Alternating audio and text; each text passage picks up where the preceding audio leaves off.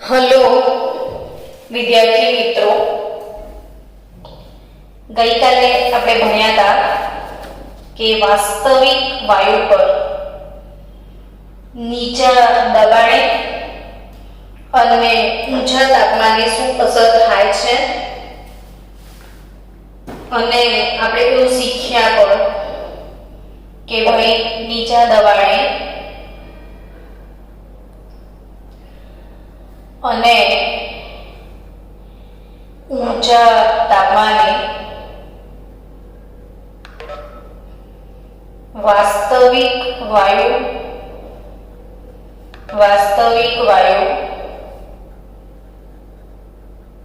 આદર્શ વાયુ બને છે। શું શીખ્યા આપણે? પ્રશ્ન એમ થાય કે શું વાસ્તવિક વાયુ ક્યારે આદર્શ વાયુ બની શકે ખરો? તો એનો જવાબ આપણી પાસે આવી ગયો છે કે હા, વાસ્તવિક વાયુ આદર્શ વાયુ બને। એટલે ફરી પ્રશ્ન થાય કે ક્યારે? તો નીચા દબાણે અને ઊંચા તાપમાને। આપણે કાલે ઊંચા તાપમાને એક વ્યાખ્યા શીખ્યા હતા, બોઇલ તાપમાન કોને કહેવાય?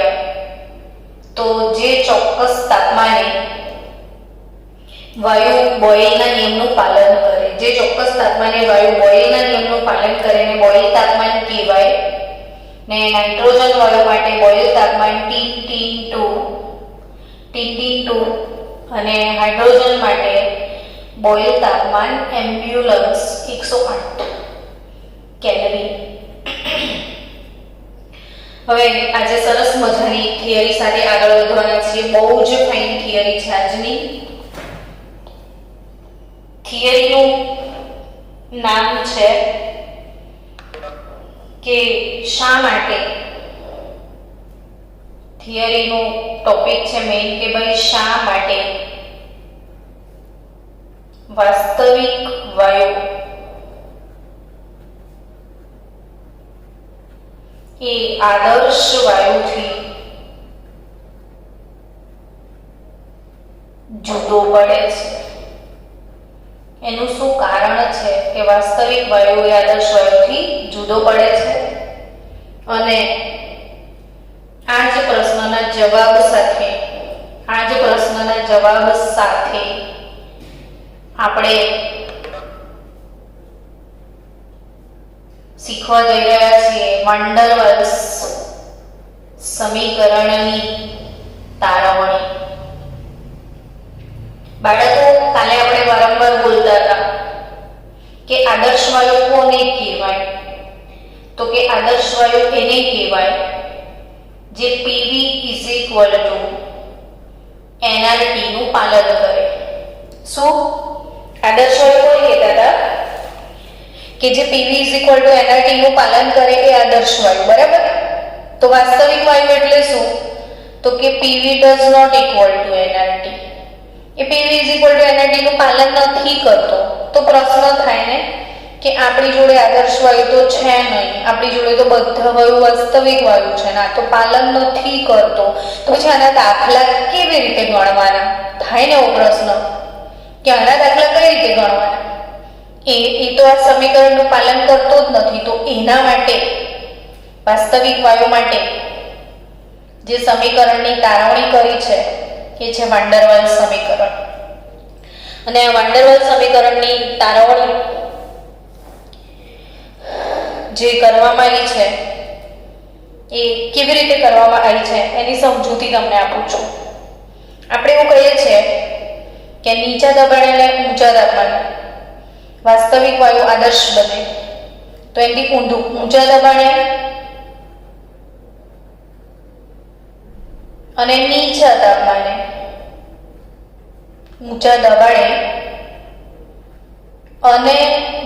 તાપમાને વાસ્તવિક વાયુ શા માટે આદર્શ વાયુથી જુદો પડે છે? બરાબર? તો એ પ્રશ્ન સમજવા માટે એમણે એવું સમજાવ્યું કે મેઇન રીઝન શું છે કે ધારો કે આ વાસ્તવિક વાયુ છે ને આ આદર્શ વાયુ છે, તો વાસ્તવિક વાયુમાં અણુ વચ્ચે આંતર આણ્વીય આકર્ષણ બળ હોય ને આદર્શ વાયુમાં અણુ વચ્ચે આંતર આણ્વીય આકર્ષણ બળ ના હોય. અહીંયા હોય આદર્શ વાયુના એક અણુને બીજા અણુ સાથે કોઈ પ્રેમ નથી. વાસ્તવિક વાયુને એક અણુને બીજા અણુ વચ્ચે કંઈક સંબંધ પણ છે. તો એ જ મેઇન વસ્તુ છે. આજે જુદો પડવાનું કારણ છે કે વાયુના અણુગતિવાદ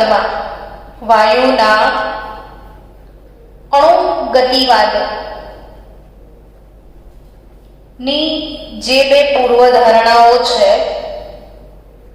એ બે પૂર્વધારણાઓમાં કંઈક ગોટાળો છે. વાયુના અણુગતિવાદમાં વાયુ માટે જે લાક્ષણિકતાઓ લખી છે ને બાળકો, એમાંથી જે પહેલી પૂર્વધારણા છે એ બે પૂર્વધારણાઓ એવી છે. પહેલી પૂર્વધારણા કે વાયુના અણુઓ વચ્ચે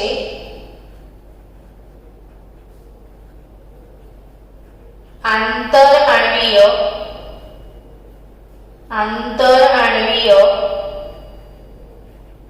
આકર્ષણ બળ હોતા નથી. આ એક પૂર્વધારણા આવે છે. ને બીજી પૂર્વધારણા એવું કહે છે કે વાયુના કુલ કદની સરખામણીમાં વાયુના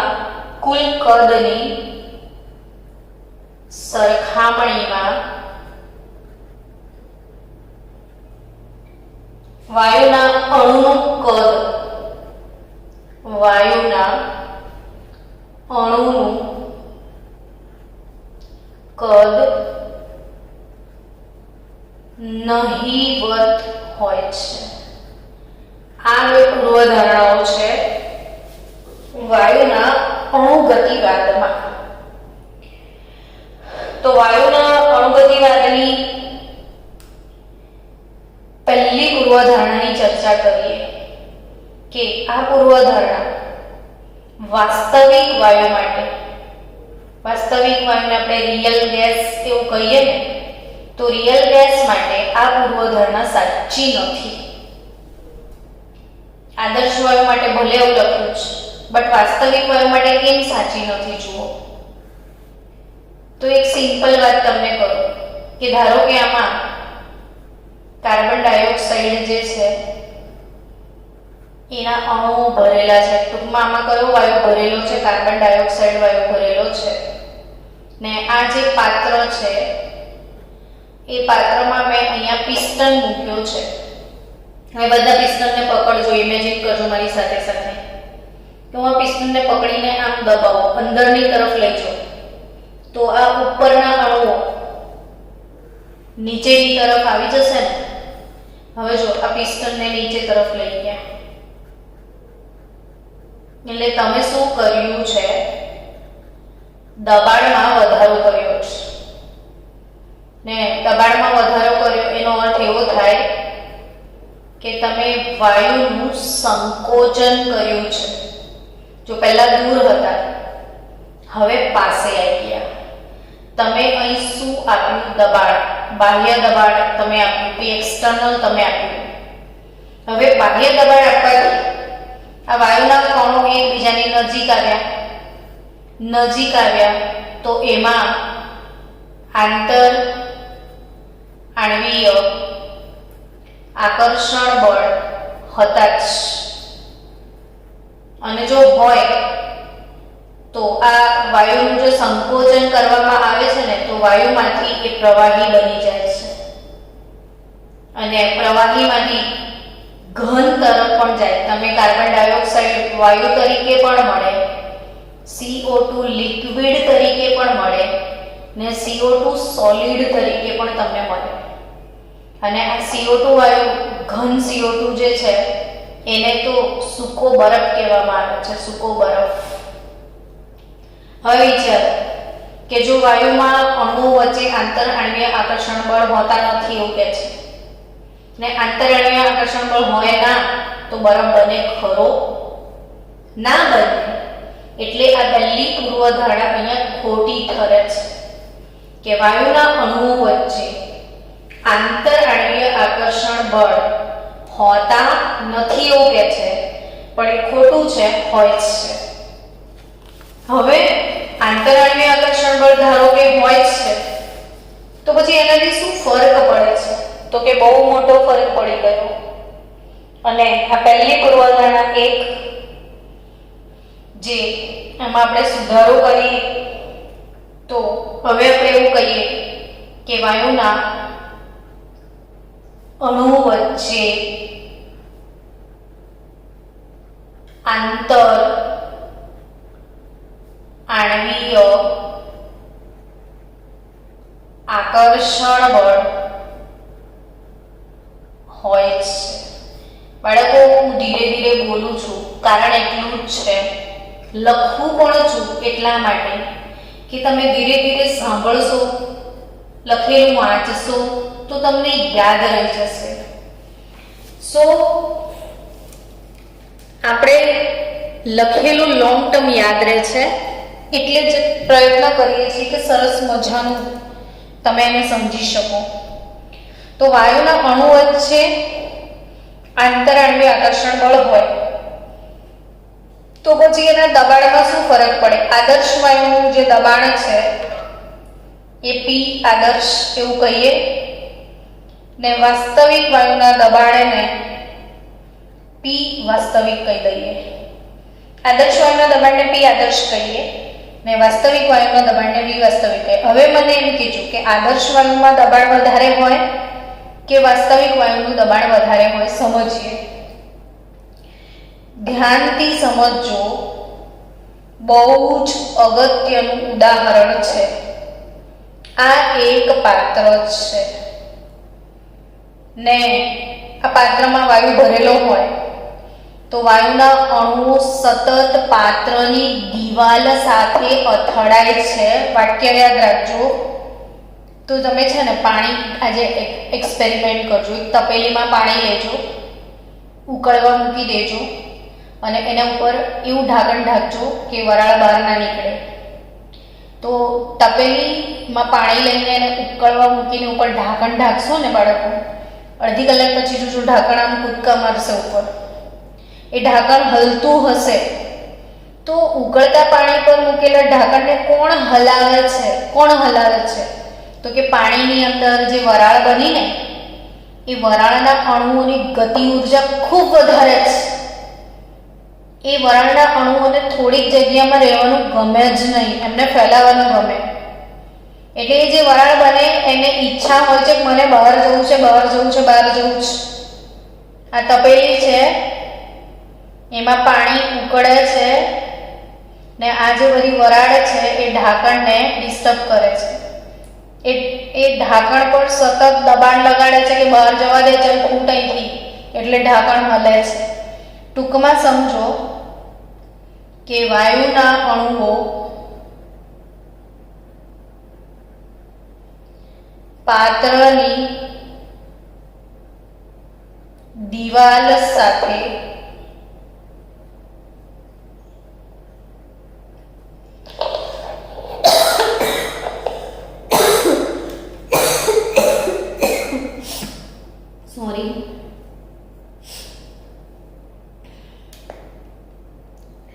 વાયુના અણુઓ પાત્રની દિવાલ સાથે સતત અથડાય છે અને દબાણ ઉત્પન્ન કરે છે. સમજી ગઈ? પહેલા વાતને સમજી ગયા? ઓકે.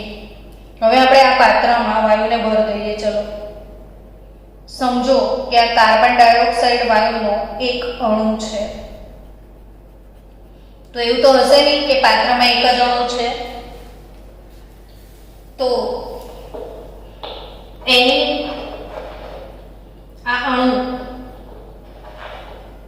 જે પાત્રમાં ભરેલો છે, એક મિનિટ, હા, એની આજુબાજુ બીજા બી કાર્બન ડાયોક્સાઇડના બહુ બધા અણુઓ છે. આપણે મેઇન અણુને હાઇલાઇટ કરીએ તો આ બહુ બધા અણુઓ જે છે આ અણુ પોતાની તરફ ખેંચે છે, આ પોતાની તરફ ખેંચે, આ પોતાની તરફ ખેંચે. કેમ? તો કે આપણે એવું કહીએ છીએ કે એમની વચ્ચે શું છે?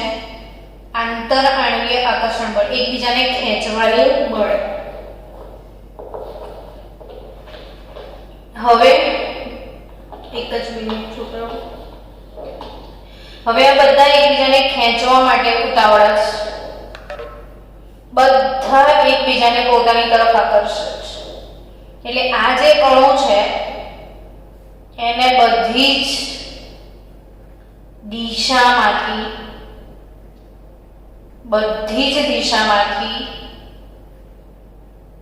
સમાન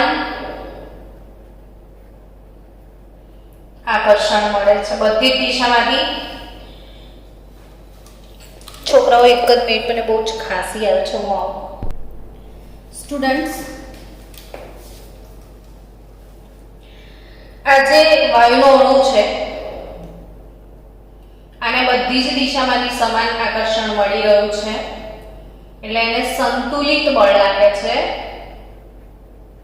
તો એ કઈ તરફ ખસે? તો કે કોઈ બાજુ મૂવ ના થાય, બધી બાજુથી એને સમાન લોકો ખેંચી રહ્યા છે, એટલે બિચારો હલે જ ના. હવે માની લો કે ધીરે ધીરે ત્યાંથી ફરતો ફરતો પાત્રની દિવાલ સાથે અથડાવા ગયો. આ અણુ કઈ તરફ ગયો? પાત્રની દિવાલ સાથે અથડાવા. તો હવે પેલી બાજુ કોઈ અણુ નથી કે જેને ખેંચે છે, બટ આ બાજુ થી બહુ બધા અણુઓ છે કે જે એને ખેંચી રહ્યા છે. તો લોજિકલી વિચારો કે એને આ બાજુ કોઈ જ બળ નહીં લાગતું, એક જ બાજુ લોકો ખેંચે, એક જ બાજુ તમને એક જ બાજુથી કોઈ ખેંચે તો તમે આ બાજુ ના આવી જાઓ, પાછો આમ આવી જશે. એટલે આ જે પાત્રની દિવાલ તરફ અસંતુલિત બળ લાગે છે. હવે સંતુલિત બળો નથી ને અસંતુલિત બળ લાગતું હોવાથી ઓછી ગતિ ઉર્જા ધરાવતા અણુઓ પાત્રની દિવાલ સાથે અથડાશે નહીં. એટલે અથડામણ ઓછી થઈ જાય માટે દબાણમાં ઘટાડો થઈ જાય. એટલે આદર્શ વાયુ હોત તો આવા કોઈ આંતર આણ્વીય આકર્ષણ બળ એમાં હોતા નથી, એટલે ભમાભમ પાત્રની દિવાલ સાથે અથડાય એટલે જબરજસ્ત દબાણ ઉત્પન્ન કરે. જ્યારે વાસ્તવિક વાયુમાં આટલું બધું દબાણ નથી. એટલે યાદ રાખો કે P આદર્શ ગ્રેટર ધેન P વાસ્તવિક. શું યાદ રાખવા કીધું છે? P આદર્શ ગ્રેટર ધેન P વાસ્તવિક. એટલે આદર્શ વાયુનું દબાણ વાસ્તવિક વાયુ કરતા વધારે હોય છે. તો આનો અર્થ એવો થાય છે, બાળકો સમજજો ધ્યાનથી, બહુ જ ધ્યાન આપજો કે વાસ્તવિક વાયુ નું દબાણ એ આદર્શ વાયુ કરતા ઓછું છે. વાસ્તવિક વાયુનું દબાણ આદર્શ વાયુ કરતા કેવું છે? ઓછું છે. એટલે હવે આપણે P રિયલ, જેને વાસ્તવિક કહેવાય, એ ઘટી ગયું છે. માટે તેને વધારવું પડે. કેમ કે આપણો તો ગોલ શું છે? P ગુણ્યા V બરાબર nRT થવું જ જોઈએ. હવે આદર્શ વાયુમાં તો P બરાબર છે, પણ વાસ્તવિક વાયુનું P ઘટી ગયું છે, તો આને બરાબર લાવવા માટે એને વધારવું પડે. સમજી રહ્યા છો? એટલે વાસ્તવિક દબાણ આ MCQ માં પૂછશે, આ ખબર હોવી જોઈએ કે વાસ્તવિક વાયુનું દબાણ આદર્શ વાયુ કરતા ઓછું હોય છે. એટલે વાસ્તવિક વાયુના દબાણને વધારવા માટે હવે સમજો દબાણનો વધારો. દબાણનો વધારો તો દબાણનો વધારો સમજીએ. શું છે દબાણનો વધારો? તો કે ધારો કે P real ને એમાં કંઈક ઉમેરવું પડશે, એ P ડેશ, એટલે દબાણનો વધારો P ડેશ એવું કહીએ.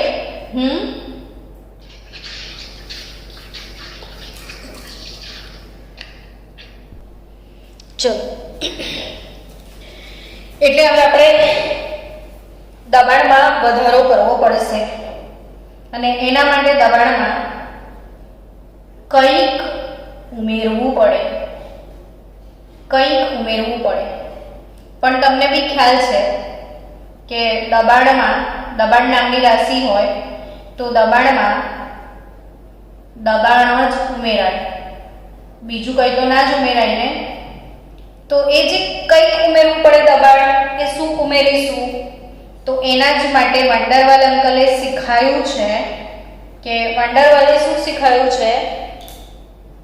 વંડરવાલ્સે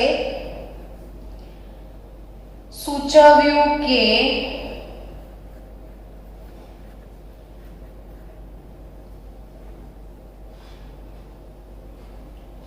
કુલ દબાણ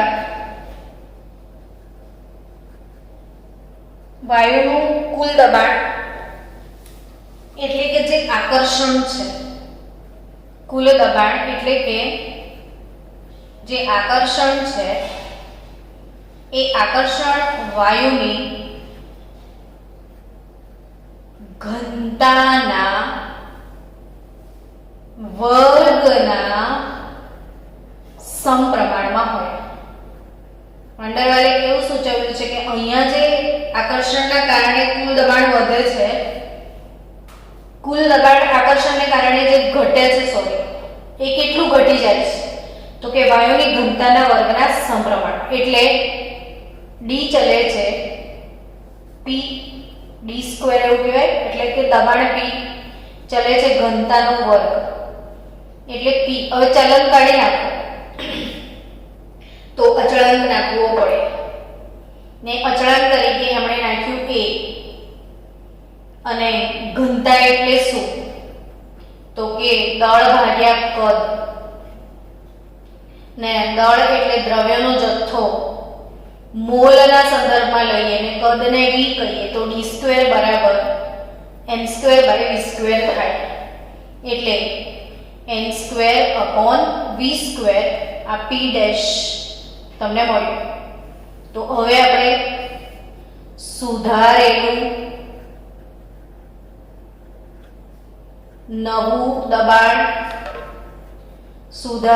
નવું દબાણ કેટલું?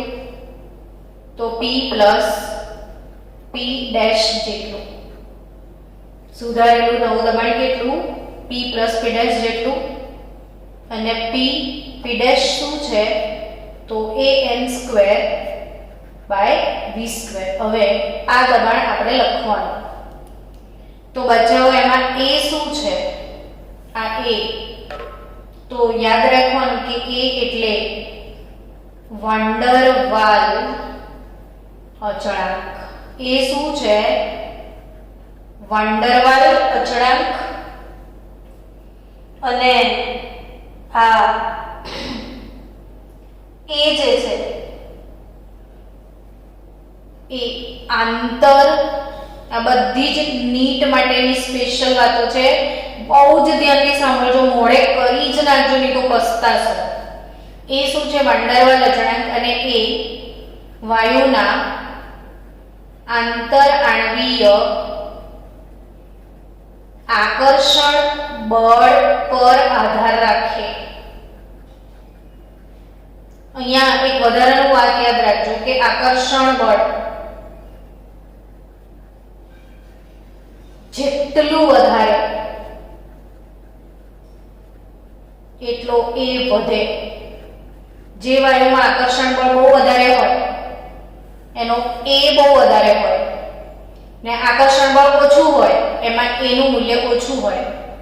અને આ એ અને બી, આ એ જે છે એને વાયુની લાક્ષણિકતા પર આધાર રાખે છે. વાયુની લાક્ષણિકતા પર આધાર રાખે અને તાપમાન અને દબાણથી સ્વતંત્ર છે. આ 3 MCQ છે જે હું થિયરી બોલી રહી છું. MCQ બનશે જ નીટ માટે. તો એનું મૂલ્ય વાયુની લાક્ષણિકતા પર આધાર રાખે છે. એ આંતરાણ્વીય આકર્ષણ બળ બતાવે છે. જેટલું આ બળ વધારે એટલો એ વધે અને એ તાપમાન અને દબાણથી સ્વતંત્ર છે. અને તાપમાન કેટલું બી બદલો, દબાણ કેટલું બી બદલો, એનું મૂલ્ય ના બદલાય, એ અચળ રહેશે.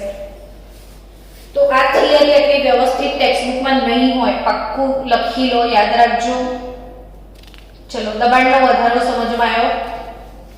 હવે એવો જ સેમ આપણે શીખવા જઈએ પૂર્વધારણા નંબર 2 કે વાયુના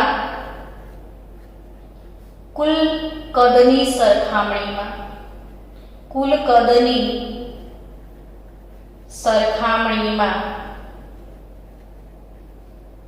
અણુનું કદ અવગણી શકાય એવું કીધું હતું. તો એ બી ખોટું છે. એમ અવગણી થોડી નંખાય. કેમ? તો કે આપણે શું કહીએ છીએ, જો કે એક સાગર ભરીને પાણી છે, તો એક દરિયો ભરીને જે પાણી છે એની સરખામણીમાં એક અણુનું કદ કેવડું, તો તમને હસવું આવશે. આખા દરિયાનું કદ ક્યાં અને એક અણુનું કદ ક્યાં? તો દરિયાની કમ્પેરિઝનમાં અણુના કદને અવગણી શકાય. તો સાગરના આખા સાગરની કમ્પેરમાં બૂંદ કેટલી નાની છે એટલે આપણે એને અવગણી નાખીએ તો બાળકો ગુજરાતીમાં કહેવત છે, બૂંદ બૂંદ સે સાગર બનતા હૈ. બૂંદ બૂંદ સે ही સાગર બનતા હૈ. બોલો, હવે બૂંદને તમે અવગણી નાખો તો સાગર ક્યાંથી બને? બૂંદોથી તો સાગર બન્યો છે.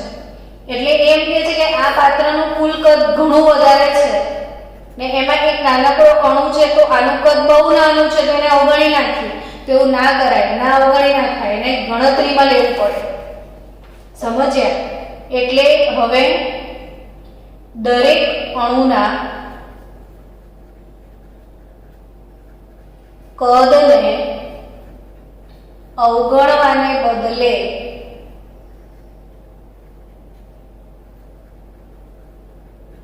ગણતરીમાં લેતા. એટલે વાયુના કુલ કદને અવગણવાને બદલે ગણતરીમાં લેવું પડે એવું સમજાવે છે એ. એટલે આપણે કુલ કદને અવગણી નહીં શકીએ, એને ધ્યાનમાં લેવું પડશે. અવગણી નથી શકવાનું, એને શું કરવું પડે? ધ્યાનમાં લેવું પડે બાળકો. તો હવે કેમ ધ્યાનમાં લેવાનું?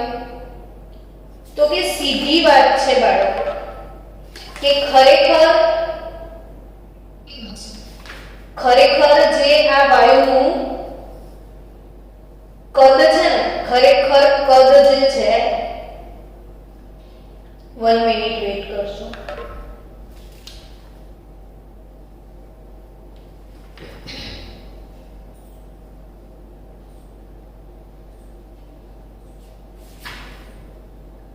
ચલો, હવે વાયુનું જે કદ છે બાળકો,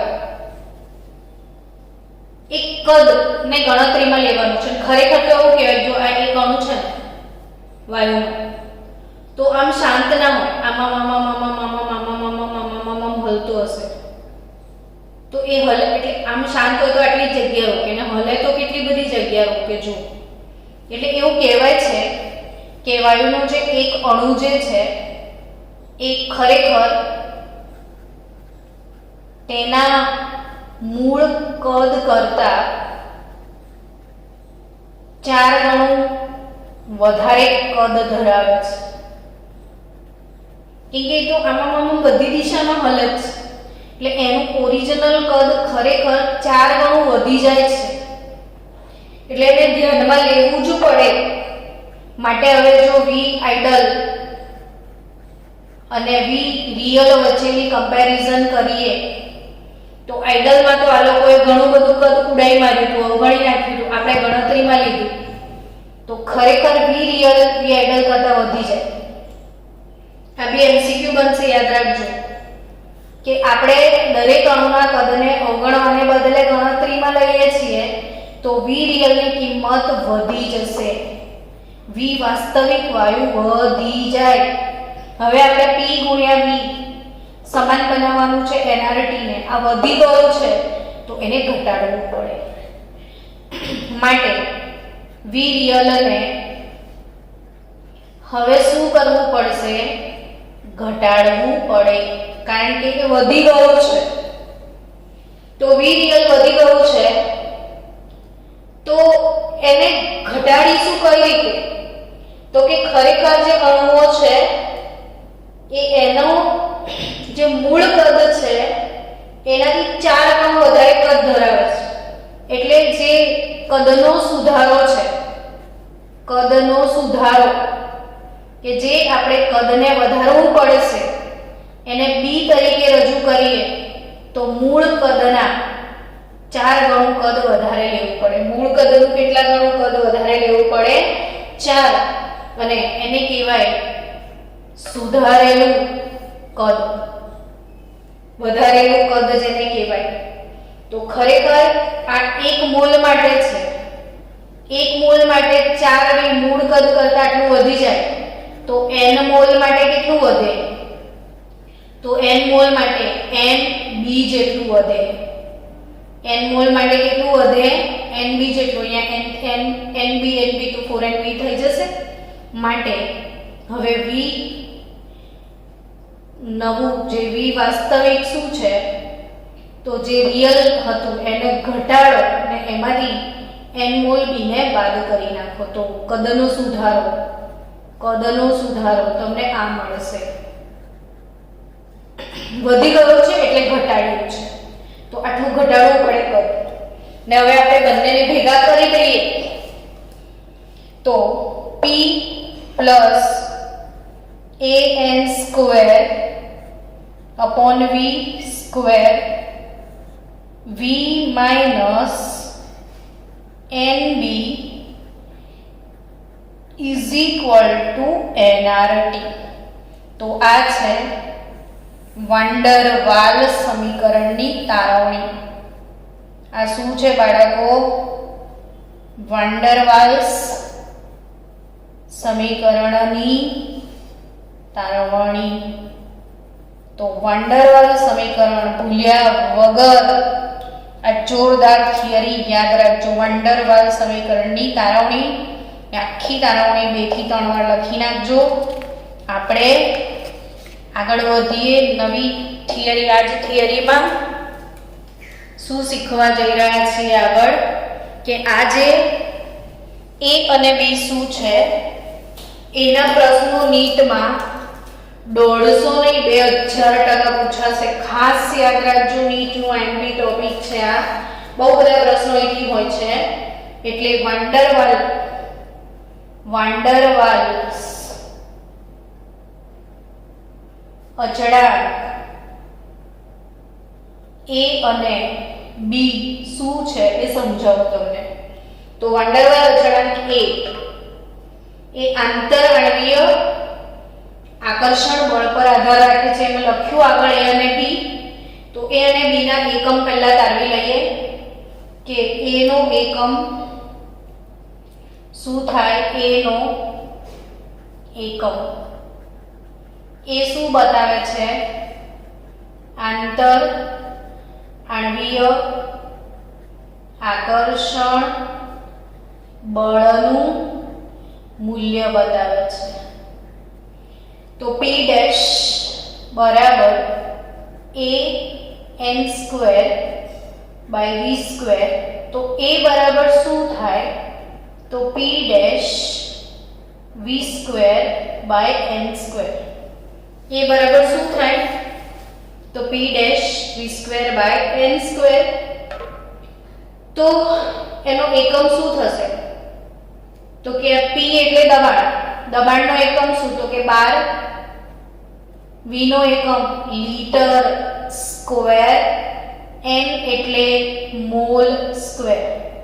તો a નો એકમ શું છે ભૂલ્યા વગર યાદ રાખો, ગોખશો નહીં. મેં કીધું તારવ્યો તે તારવી કાઢવાનું, પરીક્ષામાં પૂછાય તો આટલી ખબર જ છે ને કે p ડેશ બરાબર a n square by v square થાય.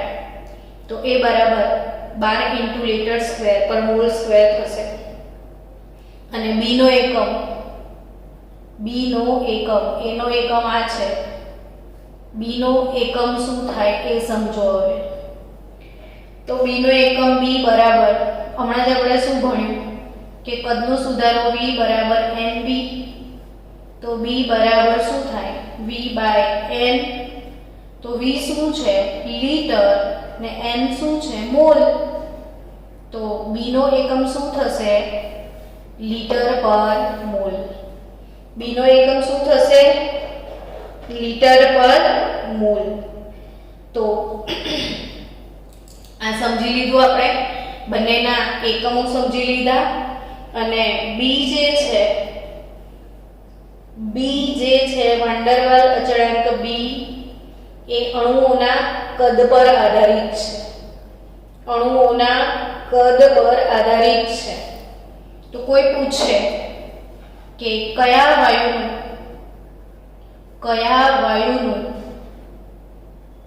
પ્રવાહીકરણ ઝડપથી થાય. પ્રવાહીકરણ એટલે શું તો કે વાયુને દબાઈને પ્રવાહીમાં ફેરવવાની ઘટના. વાયુને પ્રવાહીમાં ફેરવવાની ઘટનાને પ્રવાહીકરણ કહેવાય. ને કયા વાયુનું પ્રવાહીકરણ ઝડપથી થાય તો કે જે વાયુ માટે a નું મૂલ્ય ઊંચું હોય અને b નું મૂલ્ય નીચું હોય. ખાસ યાદ રાખો, a નું મૂલ્ય ઊંચું હોય ને b નું મૂલ્ય નીચું હોય એ વાયુનું પ્રવાહીકરણ ઝડપથી થાય. સ્પેશિયલી કોમ્પિટિટિવ લેવલનો ટોપિક છે, આખો બોર્ડ માટે છે જ નહીં. એટલે પ્લીઝ ધ્યાન આપજો. આ થિયરી 5 વાર લખી નાખજો નોટમાં. દરેક વસ્તુને મેન્શન કરજો જે તમારી ચોપડીમાં છે જ નહીં. તો a નો એકમ b નો એકમ આ યાદ રાખજો કે જે વાયુ માટે a નું મૂલ્ય ઊંચું હોય b નું મૂલ્ય નીચું હોય એનું પ્રવાહીકરણ ઝડપથી થાય. જેટલું a વધે એટલું આંતરાણ્વીય આકર્ષણ બળ વધે, તો કદ ઘટે એટલે b ઘટે, એટલે વાયુનું પ્રવાહીકરણ ઝડપથી થઈ જાય. તો બાળકો આપણે